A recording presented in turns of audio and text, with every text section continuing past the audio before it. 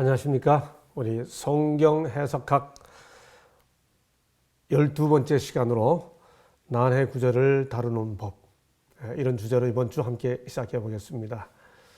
사실 저는 이 난해 구절, 성경의 난해 구절 탐색에 지난 40년 세월을 보냈다고 해도 과언이 아닙니다.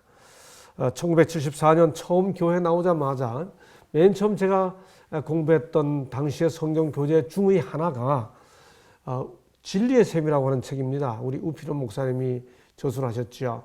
우리 젊은이들은 그런 책이 있었는지도 잘 모를 겁니다. 제가 그 표지를 좀 찾아보려고 했는데 찾지를 못했습니다.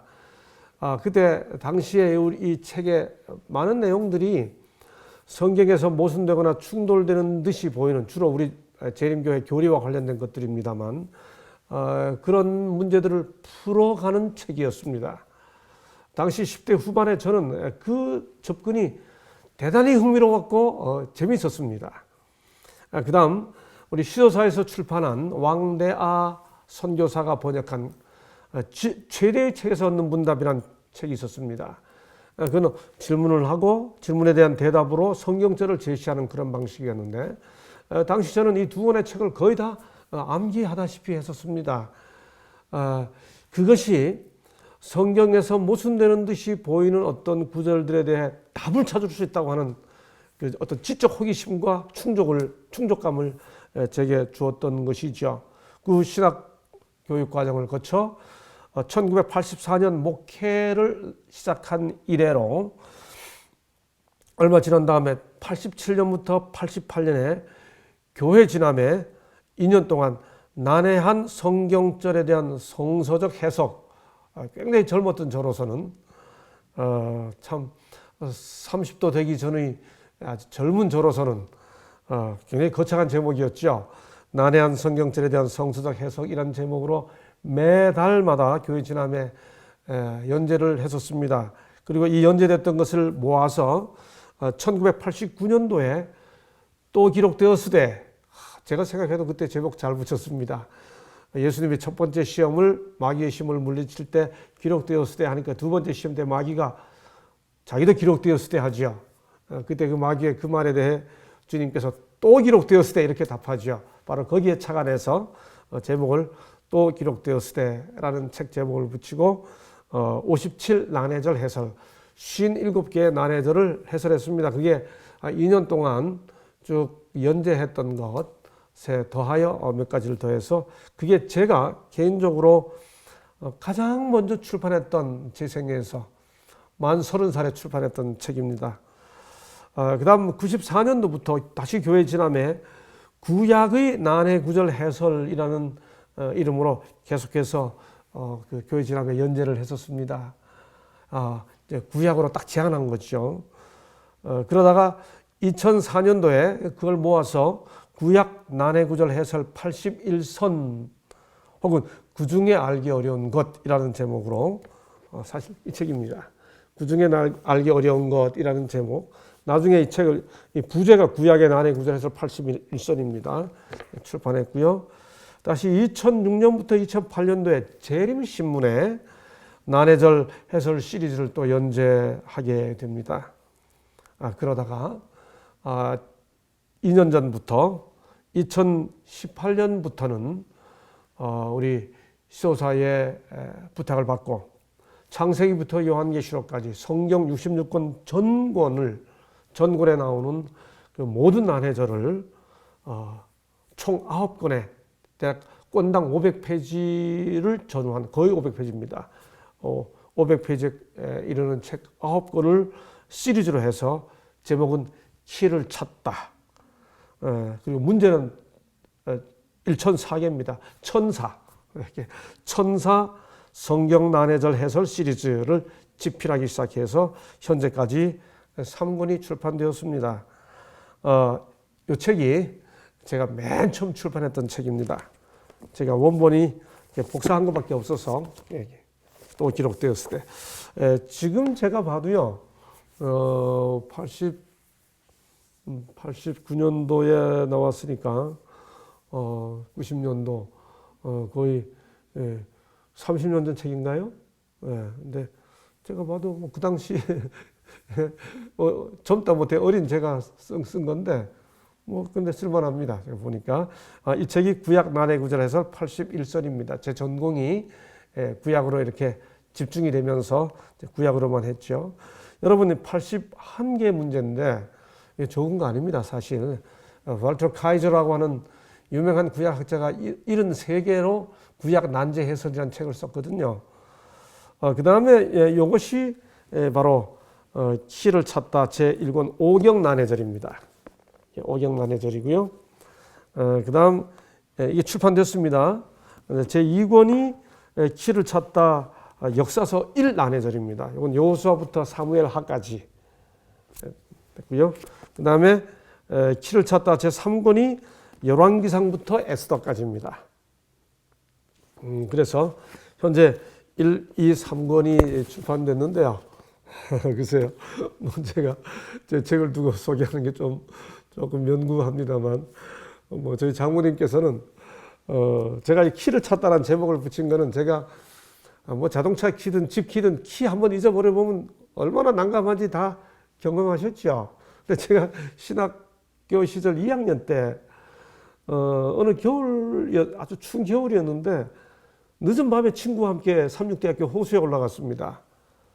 그 기숙사 키를 제가 주머니에 넣었는데 잃어버렸어요. 뭐 어떻게 주머니 왔다 갔다 하다 키가 없어진 겁니다. 제가 너무너무 당황했습니다. 그래가지고 그 삼육대 호수에 돌의자가 있었거든요. 그 돌의자에 제가 이렇게 좀 친구 보기 미안해서 조금 이렇게 달도 없어, 달이 이렇게 구름 속에 들어가 있었습니다. 그래서 제가 이렇게 무릎을 꿇고 이렇게 기도를 열쇠 찾게 해달라고 기도했습니다. 기도하고 딱 눈을 떴는데 그 순간 달이 구름 속에서 착 나온 거예요. 그리고 제가 기도하는 그 바로 한 1m 앞에서 그 달빛의 그 키가 반짝하는 거예요. 와, 그때 내가 키를 찾았는데 그때 친구 모르게 발로 슬슬 문대가면서 뭐 손으로 이렇게 만져가며 이야기하면서 이 키를 찾을 때 얼마나 당황하다가 그 달빛의 키가 착 비쳤던 그 키를 찾다. 와, 집 키고 자동차 키고 잃어버렸다 키 찾을 때 얼마나 기쁜가요? 그렇죠? 제가 그 경험을 살려서 성경 읽다가 꽉 막혔는데 키를 찾은 거예요. 그 제목을 전체 시리즈 제목을 키를 찾다. 그래서 1, 2, 3권 제가 여러분 이거 1년에 한 권씩 500페이지 책을 써내는 거 쉬운 일 아니에요. 제 혼을 다 바칩니다 지금. 그렇게 하고 써냈는데 글쎄요 저희 장모님 말씀 벌써 그분이 뭐 그렇게 연세가 벌써 80이시니까 학력이 높지 않으신데요. 그렇게 재밌대요. 사위가 쓴 책이니 그렇겠죠. 근데 어느 날 저희 내자에게 전화했습니다. 전화해서 제 아내에게 그 성희 아빠가 그 책 쓰느라고 얼마나 고생했을까. 내가 그 책 읽다가 눈물이 나서 혼났다 그러더래요. 그래서 엄마 성희 아빠 책 쓰는데 뭐 그렇게 눈물이 나? 그랬더니 우리 장모님 하시는 대답. 성희 아빠가 키를 찾느라고 얼마나 고생했을까 생각하니까 눈물이 나더라는 겁니다. 여러분 저는 키를 찾을 때마다 기뻐요.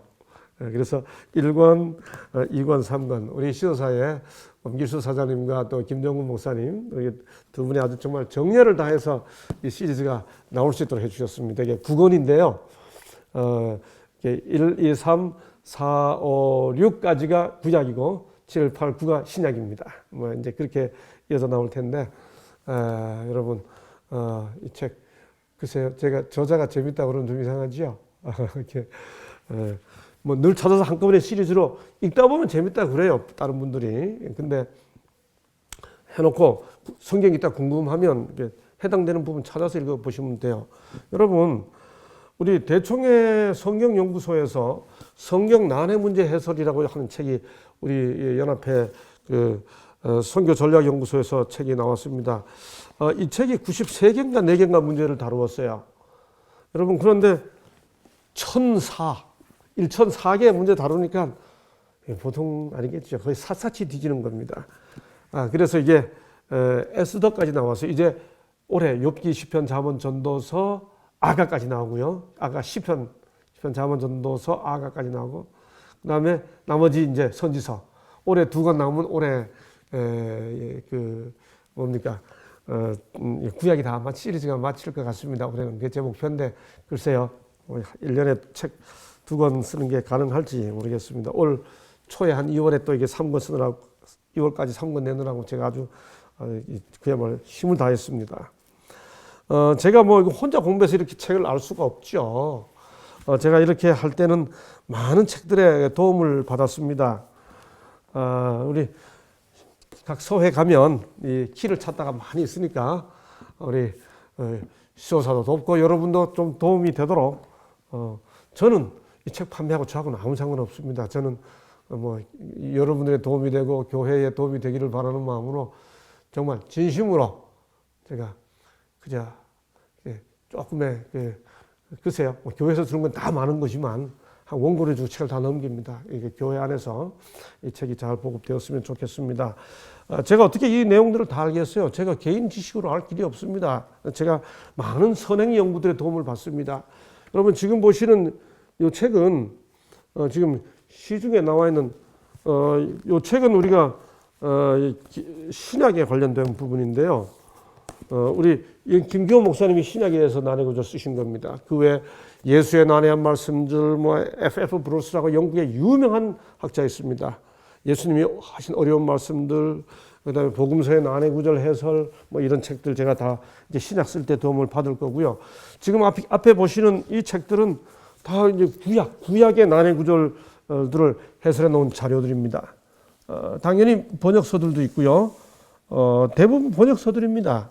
여기 보면 성서 난제 해설, 성경 난제 백과사전, 구약 성경 난제, 창세기 난제들, 성경의 난제 해설, 성경 난제 해설, 구약 난제 해설, 그 다음에 뭐 성경 난해 구절 해설, 성경 난제 해설 총정리, 뭐 이제 이런저런 책들을 선행 연구들도 제가 뭐 거의 다 섭렵했습니다. 어지간한 책들은.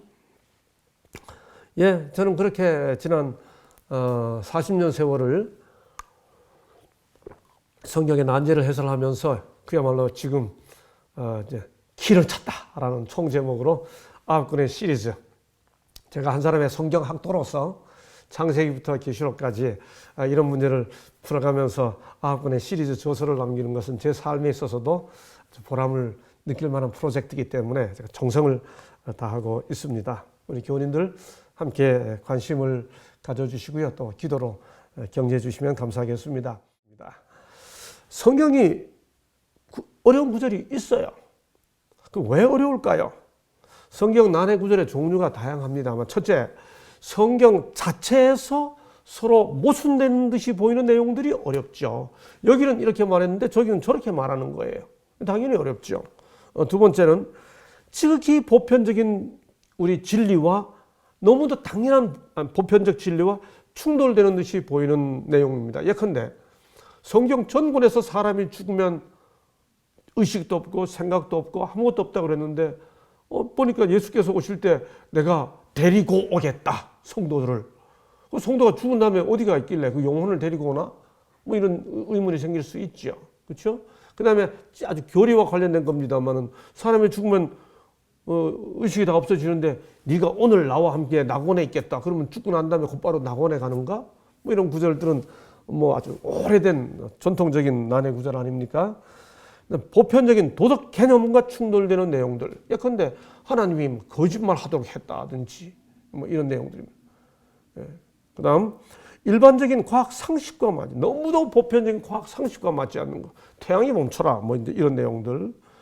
문맥에 상호 연결이 되지 않아요. 분명히 다윗을 이미 만났는데 뒤에 가보면 다윗을 모르는 것처럼 보인단 말이에요. 이런 내용들. 단어나 표현 자체가 어려운 것들. 특별히 역사적, 지리적 배경에 대한 정보 부족으로 어려운 경우. 도무지 읽어도 무슨 말인지를 모를 수밖에 없는 내용들.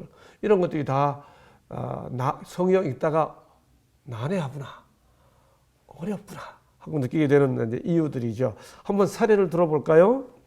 창세기 30장에 보면 야곱이 라반 집에 갔다가 외삼촌 집에 갔다가 돌아가게 되는데 이제 양이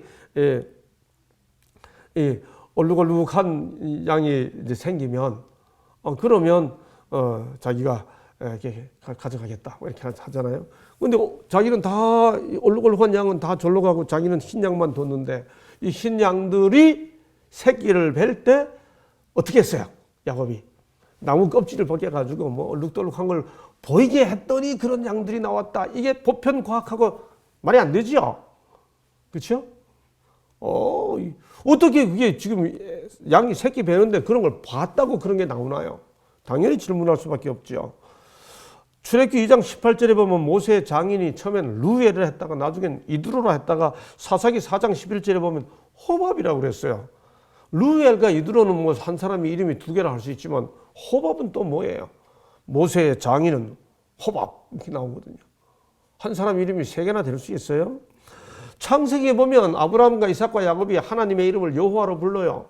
창세기 12장에 보면 아브라함이 가는 곳마다 단을 쌓고 여호와의 이름을 불렀더라 했거든요. 이삭도 그렇게 하고. 그런데 출애굽기 6장 3절에 보면 하나님께서 모세에게 내가 아브라함과 이삭과 야곱에게 나의 이름을 여호와로는 알리지 아니하였다. 여러분 이게 무슨 뜻이에요? 민수기 22장에 보면 하나님께서 발람 보고 가라 그래요. 근데 가니까 하나님이 노하시면서 이 짐승이 딱 길을 이게 천사가 길을 막으니까 짐승이 말을 하잖아요. 그렇죠? 왜 나중에는 때리니까 왜 때리냐고까지 하면서 왜 가라고 하셨는데 가니까 노하시는 거죠. 여러분 여호수아가 이제 이스라엘 백성들을 이끌고 가나안을 정복할 때 전쟁하는데 시간이 모자라니까 해가 중천에 머물게 해달라. 이거 어떻게 해석해야 됩니까? 여러분 법궤를 다윗이 옮기는데 길 가다가 수레 싣고 가는데 법궤가 흔들려서 땅에 소가 뛰어서 법궤가 떨어지려고 하는데 우사가 가서 붙들었어요. 법궤가 땅에 떨어지려고 그러면 붙들었으면 상을 줘도 마땅한데 하나님께서 노하사 치셨습니다. 흔들리는 법궤를 붙잡은 것이 죽을 죄인가? 역대상 21장 1절에 보면 다윗이 인구 계수하잖아요. 사단이 다윗을 격동하여 이스라엘을 계수하게 했다. 그런데 똑같은 사건을 기록하면서 사무엘하 24장 1절은 여호와께서 다윗을 감동시키사 똑같은 사건을 사단이 격동해서 한 거예요. 여호와께서 감동시켜서 하신 거예요. 우리 도대체 이 모순되고 충돌되는 이런 것들을 어떻게 이해해야 됩니까? 열왕기상 22장 23절 미가야 선지자 여호와께서 거짓말하는 영을 왕의 모든 선지자 입에 넣으셨다니 하나님께서 거짓말하게 하셔서 거짓말하게 하시고 벌 주시나요? 열왕기하 2장 23절 엘리야가 아이들이 놀린다고 대머리라고 놀린다고 저주해가지고 곰에 찢겨. 이게 도대체 하나님의 선지자가 할 일입니까? 당연히 질문할 수밖에 없죠. 전도서 7장 16절 지나치게 의인이 되지 말며 지나치게 지혜자도 되지 말라. 또 지나치게 악인이 되지 말라. 그러니까 무슨 말이에요? 악인이 되긴 되더라도 지나치게 되지 말고 의인이 되더라도 지나치게 되지 말라니 이게 도대체 무슨 뜻입니까 이게? 예? 아니 스가랴 6장에 보면 이스라엘 백성들이 가나안 땅으로 바벨론에서 돌아와가지고 성전 재건을 하는데 다리오 때 마쳤어요. 근데 고레스, 다리오, 아닥사스다인데 다리오 때 성전이 마쳤는데 그 다음 하는 말, 그 다음 왕인 아닥사스다의 조소를 쫓아 마쳤다 또 이렇게 돼 있어요. 충돌되잖아요. 신약에 오면 주님께서 마태복음 12장 30절에서 나와 함께 하지 아니하는 자는 나를 반대하는 자라고 했는데 마가복음 9장 40절에 보면 우리를 반대하지 않으면 우리를 위하는 자라고 하잖아요. 이거 도대체 어떻게 된 겁니까? 난해하죠. 어렵죠. 여러분 그런데 이런 난해 구절 보니까 궁금하시죠 벌써? 저 어떻게 풀어지나? 답이 있겠죠. 답이 있습니다. 그리고 이런 구절들 찾아서 말 그대로 키를 찾으면 달빛에 반짝 비치는 것처럼 그래서 대단히 감사한 것처럼 기쁜 것처럼 그런 기쁨이 있겠죠. 자, 우리는 왜 성경이 난해하게 느껴지나요? 뭐 이제 우리말 언어로 기록된 책이 아니니까요. 문화가 다르니까요. 시간도 엄청난 차이가 있고 공간도 큰 차이가 있고 무엇보다도 우리의 지성이 즉히 제한적이잖아요. 여러분 정말 진심으로요. 우리는 태평양 바다 앞에서 바닷가에서 조개 껍질을 가지고 노는 것처럼 우리의 지성은 다 한계가 있는 연약한 애들이죠. 이런 난해한 서로 모순되거나 이런 어려운 것들을 만약에 성경은 하나님 말씀이 아니다. 성경이 하나님 말씀이 아니다라고 생각하면 이런 난해 구절들이 나타나면 오케이 이거야말로 성경은 하나님 말씀이 아니라는 증거지 하고 딱 내려놓으면 끝이겠죠.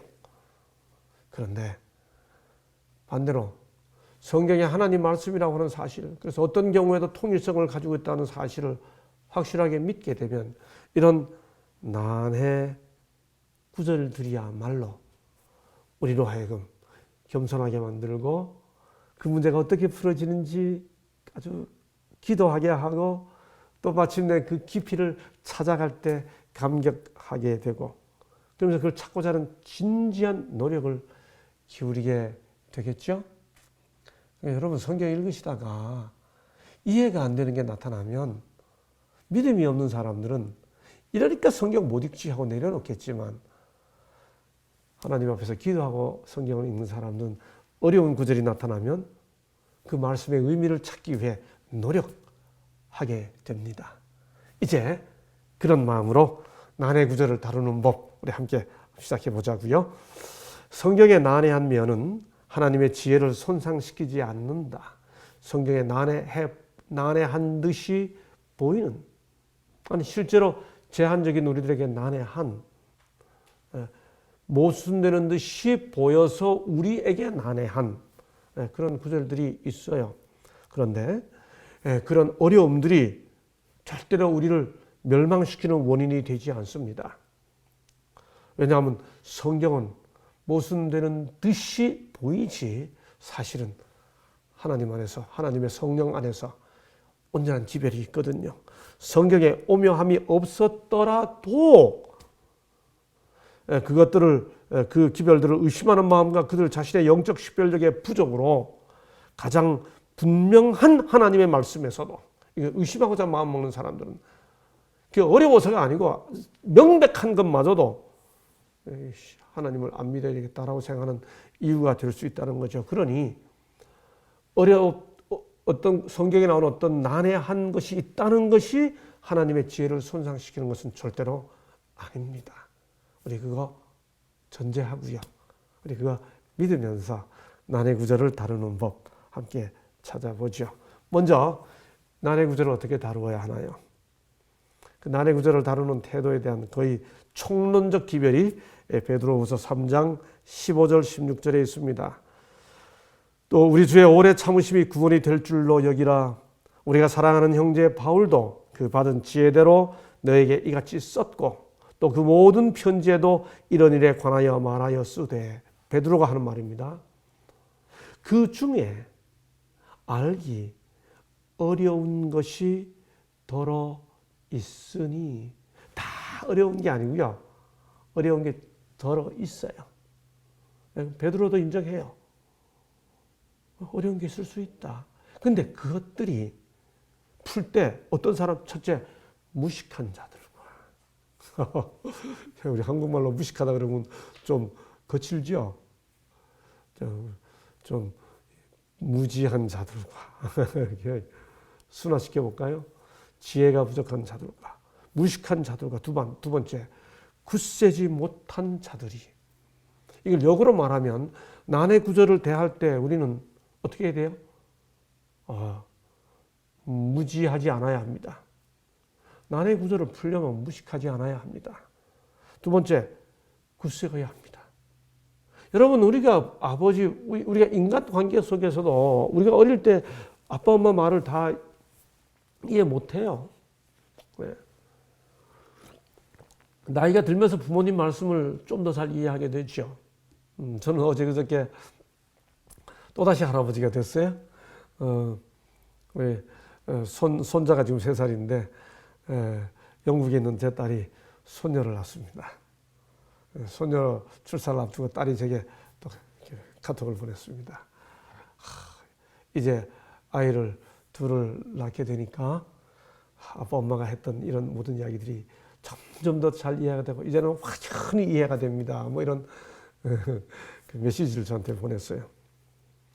여러분, 우리가 부모님 하신 말씀이 잘 이해가 안 된다고 부모님은 내 아버지가 내 아빠가 아니야, 내 엄마가 아니야, 이렇게 할 수는 없잖아요, 그렇죠? 근데 이게 굳세지 못하면 하나님 앞에서 흔들릴 수 있다는 거죠. 그래서 그걸 억지로 풀다가, 그러니까 이 알기 어려운 것이 들어있을 때 이걸 푸는 건 첫째 어떻게 해야 됩니까? 많은 정말 무지하지 않도록 겸손해야 됩니다. 두 번째, 기도하면서 굳세어야 합니다. 셋째, 절대로 억지로 풀면 안 됩니다. 이제 이 내용들을 하나씩 다 짚어가 보도록 하겠습니다. 우리 교과책은 이렇게 난해 구절을 다루는 법으로서 한 4-5가지 태도를 우리들에게 권면하고 있습니다. 첫째, 정직하게 해라. 난해절을 다룰 때 정말 정직하게 해야 합니다. 여러분, 이걸 난해절을 다룰 때 이걸 억지로 풀다가는 정말 정말 이게 빗나갑니다. 그러니까 이해가 안 되는 것, 이해가 안 된다는 사실에 정직해야 되고요. 그걸 풀어갈 때 또 정직해야 됩니다. 그걸 성경에 없는 내용을 갖다가 막 집어넣는다든지 교묘하게 공교하게 막 뒤틀어 가지고 답을 내든지 이렇게 하면 안 되는 거지요.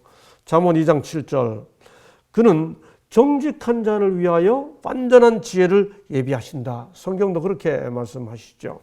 예, 정직한 사람은 난해절을 다룰 때 성경에 있는 정보 외에 어떤 정보를 제시하거나 괜히 복잡한 말로 진리를 왜곡하거나, 전 정말 서문에도 썼습니다만 어려운 걸 풀이하는 제 말이 다시 어려워지지 않도록 하기 위해, 쉽게 하기 위해 정말 최선을 다했습니다. 문장이 2줄이 넘어가지 않는 단문으로 쓰려고 노력했고요. 문장 절대로 3줄 이상 길어지지 않도록 제가 의도적으로 아주 단문으로 썼습니다. 그 다음에 절대로 증거를 조작하는 방식으로 하지 않도록 정말 정직하게 해야 합니다. 그러다가 문제가 나타나면 슬쩍 피해가거나 그냥 답을 성급하게 내리거나 모르면 모른다고 해야 됩니다. 그래서 어떤 급한 결정을 내리기보다 철저하고 부지런히 연구해야 합니다. 이게 정말 필요합니다. 예. 저는 요즘 이런저런 곳에서 말씀을 섬길 기회가 주어지면 제가 한 5년 된 것 같습니다. 우리 교우님들이 안식일 오후에 예배 마친 다음에 또 집회를 하자 그러면 여러분 점심 드시고 앉아서 집회하면 글쎄요, 목사님의 열심 때문에 어떤 몇몇 열심히 있는 교우님들 때문에 오후 집회 하실지 몰라도 그 보통 힘든 일 아닙니다. 그래서 제가 한 5년 전부터는 이렇게 조시는 분들 일부러 깨워가면서 어떻게 이렇게 하기보다 우리 대화합시다. 그것도 저도 아무 준비 안 하고 우리 교우님들도 즉석에서 라이브 토크죠. 그야말로 요즘 유행하는 대로 즉문즉답입니다. 그렇게 하면 오후 2시에 시작해서 1시간 하자 했던 분들이 어떤 데는 제가 제일 많이 한 데는 5시간 한 적도 있습니다. 근데 그럴 때 제가 기가 막힌 비결을 하나 배웠어요. 그게 뭔가 하면 교우님들이 아주 살아있는 질문들을 이렇게 던져주시면 제가 어떻게 다 감당해요. 근데 그걸 감당할 수 있는 방법이 간단한 게 하나 있어요. 그건 좀 모르겠는데요? 그러면 돼요. 제가 어떻게 다 알아요? 그건 제가 처음 듣는 소리인데요? 저 연구해 보겠습니다. 진심으로. 사람이 정직하면 얘기 못할 게 없는 것 같습니다. 그렇죠? 그래서 성급한 결론을 제시하기보다 또 회피성으로 넘어가기보다 이렇게 속단하지 말고 정직하게 문제를 대하는 게 정말 필요합니다. 어려운 구절을 답할 때는. 두 번째는 겸손한 겁니다. 난해절은요 정말 우리를 겸손하게 만듭니다. 여호와께서 하신 말씀을 배우려는 목적으로 성경을 상고하라. 성경을 연구하는 중에 그대의 마음에 찔림을 받거나 그대의 지론과 부합되지 않는 점을 발견하게 될지라도 그 진리를 그대의 의견에 부합되도록 잘못 해석하지 말고 진리의 빛 그대로 받아들이라. 사람들이 말씀을 읽으면서 모를 때는 모른다 그러면 되고 모르면 내가 모른다고 생각하면 되거든요. 근데 그걸 갖다가 내 마음에 안 들면 배제시켜 버린다거나 이렇게 하면 성경의 어려운 구절들을 해석할 방법이 없습니다. 그렇죠? 난의 구절 앞에서 우리는 정말 겸손해야 합니다. 사람은 살아가면서 어느 순간 나는 결국 내가 아니라 정말 다른 사람에게 나 밖에 의존되어 있는 것이 절대적이구나 하는 사실을 딱 깨닫게 되죠. 저도 깨달았어요. 저도 느꼈어요. 결국 뭐예요? 내가 모든 걸 판단하는 기준이 아니구나. 이 교과책에, 이번 주 교과책에 기가 막힌 좀 멋진 말이 하나 있습니다. 그게 뭐예요? 진리란 내가 만드는 게 아니라 만나야 할 어떤 것이다. 이건 정말 맞는 말이에요. 진리는 내가 만드는 게 어떻게 진리가 될 수 있어요? 진리는 내가 만드는 게 아니고 만나야 하는 것이죠. 예. 그렇구나. 참이란 내가 만들어내는 게 아니고 만나야 되는 것이구나. 결국 이 사실을 이해하고 나면 뭘 깨닫게 되나요? 나는 정말 아는 게 없구나. 바울이 말했잖아요. 거울이 보는 것 같이 희미하다. 제가 아주 조심스럽게 말씀드리겠습니다. 예, 저도 뭐 인간 세상에 있는 어느 대학에서 박사학위를 받았어요. 우리 대학에서 제가 석사 과정에 삼육대학교 신학과 출신으로 일본으로 입학했습니다. 또 우리 대학교 그 박사 과정에 제가 일본으로 입학했습니다. 그리고 박사 과정을 제가 종합시험까지 다 치렀습니다. 그리고 영국에 가서 어느 대학에서 박사학위를 받았습니다. 여러분, 박사 학위 받고 나면 뭘 깨닫습니까? 박사가 되면 뭘 깨닫습니까?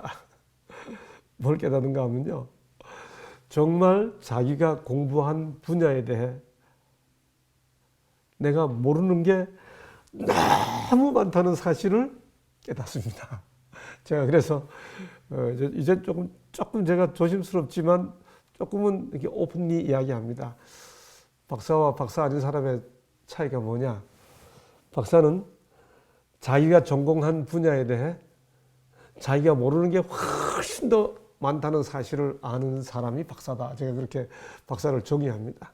진심이에요. 정말 진심입니다. 저는 제가 구약학 박사학위를 받았습니다. 유대주의와 구약학이라고 하는 이름으로 학위를 전공을 해서 학위를 받았는데 구약의 세계에 대해 정말 저는 태평양 앞에 조약돌 가지고 노는 듯한 느낌을 받는 게 사실입니다. 진심이에요. 뭐 겸손을 떨기 위해 하는 표현이 아니고요. 정말 진심입니다. 우리는 하나님 말씀 앞에 깊이와 넓이, 우리가 요만큼 알아도 하나님은 아버지라고 하는 사실에 대해 분명히 확신할 수 있어요. 동시에 그 깊이와 높이와 넓이 앞에 겸손해야 합니다. 겸손한 탐구 습관이야말로 모든 지적 성장의 기초입니다. 겸손한 자만 배울 수가 있습니다. 겸손하다는 게 절대로 신념이 없다는 뜻이 아닙니다. 이건 자기의 한계를 안다는 뜻이죠. 그래서 더 배울 수 있죠. 교만하고 거만한 사람들은 절대로 그렇게 하지 않습니다. 겸손한 자만이 하나님의 말씀에 대한 이해를 점점 더 늘려갈 수 있죠. 디모데후서 2장 14절 15절 너는 그들로 이 일을 기억하게 하여 말다툼을 하지 말라고 하나님 앞에서 엄히 명하라. 이는 유익이 하나도 없고 도리어 듣는 자들 망하게 함이라. 너는 진리의 말씀을 옳게 분별하며. 진리의 말씀을 옳게 분별해야 됩니다. 겸손하게 옳게 분별하면 부끄러울 것이 없는. 예, 제가 보면 글쎄요, 제가 겪어보니까 어떤 분들은 평상시 자기가 관심 가지고 있던 그 하나에 외에는 나머지 성경은 아무리 제시되어도 안 보려고 해요. 보이지가 않는 것 같아요. 보면. 그래서 5년 전에 만나도 10년 전에 10년 후에 만나도 그때부터 지금까지 성경을 보는 눈이 똑같아요. 하는 이야기도 똑같고. 그렇죠? 말씀이 깊어져야죠. 이해가 깊어지고 성경이 얼마나 많은 조화를 이루고 있는데. 그렇죠? 성경에는 다니엘서도 있고 전도서도 있어요. 시편도 있고 여호수아도 있다고요. 이 말씀을 함께 다 조화를 이루면서 겸손하게 말씀을 살펴야 되지 않겠습니까? 인도를 받겠다는 겸손한 마음, 그리고 구원의 지식을 알아내겠다는 탐구의 정신으로 하나님 말씀에 나오는 모든 사람은 성경이 무엇을 말하고 있는지 깨닫게 될 것이다. 약속입니다. 세 번째, 난해절을 다루는 태도 세 번째는 말할 것도 없이 뭐예요? 인내가 있어야 됩니다. 끈기가 있어야 됩니다. 집요하게 끌고 가는 것. 글쎄 하나님께서 제게 그런 정신은 선물로 주신 것 같습니다. 저는 성경에 어떤 풀리지 않는 문제를 접하면 물론 지금이야 젊을 때 30대 40대처럼은 못합니다만 그거 문제가 풀어질 때까지 밤을 이렇게 세우는 게 그리 힘들지 않아요. 지금도 그 문제를 풀기 위해서 하면 시간의 흐름을 거의 잊어버릴 때가 지금도 많습니다. 그래서 이거 하고 저거 하고 밥 먹어가면서 귀로 듣고 눈으로는 다른 거 보고 이렇게 해갖고는 할 수가 없죠. 초집중해서 끈기게. 여러분 그래서 쉽게 얻은 결론은 틀림없이 가볍게 마련이에요. 제가 몇 번 말씀을 드렸습니다만 제가 우리 신대원 클래스에서 이 성경 추석 시간 같은 게 있을 때 우리 그 클래스메이트들 목회를 여러 해 하고 10년, 20년 하고 그 클래스에 온 분들도 있습니다. 다양한 막 올라온 학생들도 있고 어떤 경우가 됐든 간에 정말 있죠. 우리 교우님들도 마찬가지입니다. 사람에게 물어서 얼른 답을 얻으면 금세 잊어버립니다. 내가 클래스에서 끊임없이 강조합니다. 절대로 제일 먼저 주석을 보지 마라. 본문을 비교해서 봐라. 그래서 이 문제가 과연 무엇을 의미하는지를 깊이 본문을 가지고 찾아가라. 인내를 가지고. 제게 도전했던 한 선생님이 6절밖에 안 나오는 그 시편의 어느 한 편을 제가 다 기억합니다만 말씀 안 드리겠습니다. 6절밖에 안 되는 그 시편의 어느 한 편을 저보고 영어로 999번 읽어라 이렇게 말했습니다. 제 나름대로는 굉장히 많이 연구해가지고 했다고 찾아갔더니 탁 저대 주면서 아주 크게 실망했다고. 텍스트를 다시 한번 999번 읽으라고. 제가 한 2주일을 보기 힘들더라고요. 나중에 힘나서 다시 읽어보니까 정말 다른 게 보이기 시작하더라고요. 예, 그래서 혹 어쩌다 보면 우리가 틈새 답이 안 찾아질 수도 있어요. 그런데 이 교과책, 이 표현에 제가 그대로 교과책을 옮겼습니다. 말씀의 진의와 기별을 찾기 위해 성경을 연구하는 데 들인 모든 시간은 그 자체가 의미 있다. 그래서 답을 찾는 결론도 좋지만은 그 답을 찾기 위해 보내는 그 시간이 의미 있다. 저는 개인적으로 그래서 도로라는 표현보다 길이라는 표현을 참 좋아해요.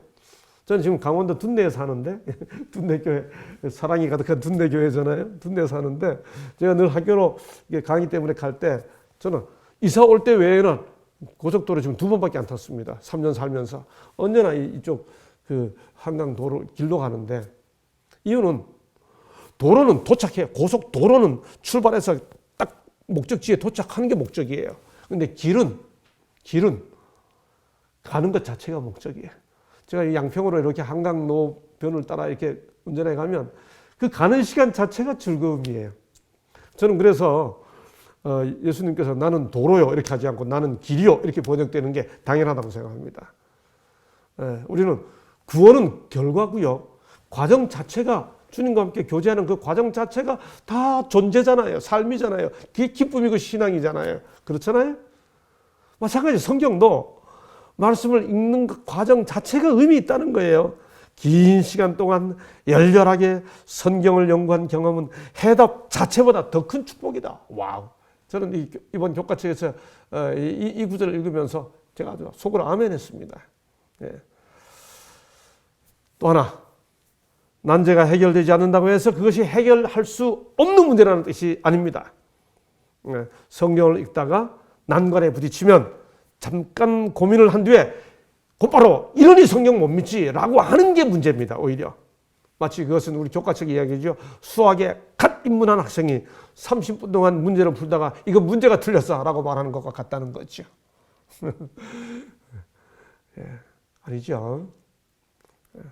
그래서 우리는 성경의 어려운 부분을 접하게 될 때 인내를 가지고 우리 교우님들도 빨리 너무 이렇게 답을 찾기보다 교우님들도 일하면서 또 걸어가면서 자꾸 그 문제를 묵상하고 생각하며 나름대로 한번 기도하면서 답을 찾아보는 거예요. 무엇이든지 소유할 만한 가치가 있는 것은 열렬하고 인내력 있는 노력이 없이는 얻지 못한다. 열심히 일하지 않고 영적 사문에 대한 지식을 얻을 수 없다. 광부가 마치 땅속에 묻혀있는 귀중한 광석을 얻으려고 땅을 파는 것처럼 진리의 보석을 얻고자 하는 자도 그렇게 dig a little deeper. 더 깊이 파가야 한다. 제가 한때 성서 고고학을 가르쳤습니다. 제 수업에 감동을 깊이 받은 한 학생이 자기 고고학자가 되겠다고 저한테 상담하러 왔어요. 제가 그 학생 보고 자네는 안 하는 게 좋겠다. 왜요 교수님? 첫째, 자네는 돈이 없다. 고고학은 돈이 많이. 둘째, 내가 보니까 자네는 성격이 급해서 안 된다. 고고학자는요. 붓으로 땅을 파는 사람이거든요. 그 붓으로 땅을 파서 고고학을 해야 되는데 그걸 성경을 판 학생이 삽으로 퍼내면 고고학이 되겠습니까? 네? 그 고고학자가 정말 그거 하나 파낼 때 그 붓으로 흙을 다 닦아내잖아요. 그래서 꺼내잖아요. 굉장한 기쁨 아니겠어요? 네. 난해들을 다루는 태도 네 번째, 당연하지만 기도하는 마음입니다. 베레아에 있는 사람들은 데살로니가에 있는 사람들보다 더 너그러웠어. 이게 어떤 성경은 더 열린 마음이어서, 더 신사적이어서, 그렇죠? 간절한 마음으로 말씀을 받고 이것이 그러한가 하여 날마다 성경을 상고함으로. 예, 무릎을 꿇을 때 비로소 어려운 문제에 새로운 관점이 보인다. 기도를 통해 우리는 성경 기자들에게 영감을 주셨던 동일한 성령께서 우리의 마음에도 빛을 비추기를 구해야 합니다. 목사와 복음 교육자에 보내는 증언 105페이지. 성경이 가르치는 바를 이해하기 위해서는 성경을 어떻게 연구해야 하겠는가? 우리는 통회하는 심령, 배우고자 하며 기도하는 심령으로 하나님의 말씀을 탐구해야 한다. 종로의 계단 110조. 하나님의 말씀을 경건한 마음과 기도하는 정신이 없이 펴거나 생각과 애정을 하나님께 두지 아니하며 그의 뜻에 융화시키지 아니하고 펼 때 우리 마음은 의혹으로 흐려져서 성경을 연구하는 것이 도리어 회의주의를 강화시킨다. 성경을 연구했는데 그게 왜 그렇게 됐죠? 설명하잖아요. 기도하는 정신없이 성경을 펴서 우리의 생각과 애정을 하나님께 두지 아니하고 보니까 우리 마음이 의욕으로 흐려져서 성경을 연구하는 것이 도리어 회의주의를 강화시킨다. 와, 난의 구절을 다루는 태도, 기도하는 마음으로. 여러분, 난의 구절은 우리를 겸손하게 만듭니다. 동시에 난의 구절은 키를 찾으면 행복하게 해줍니다. 우리를 겸손하게 만들고 말씀의 깊이를 점점 더 깨닫게 그렇게 하기 위해 우리는 정직하게 겸손하게 기도하는 마음으로 그렇게 이 말씀 앞에 서서 함께 살펴가는 그리고 끈기 있게 정직하게 겸손하게 끈기 있게 기도하는 마음으로 난의 구절을 다루어 말씀을 깨달아가는 기쁨이 여러분에게 점점 더 충만하기를 간절히 바라면서 오늘은 여기까지 하겠습니다. 감사합니다.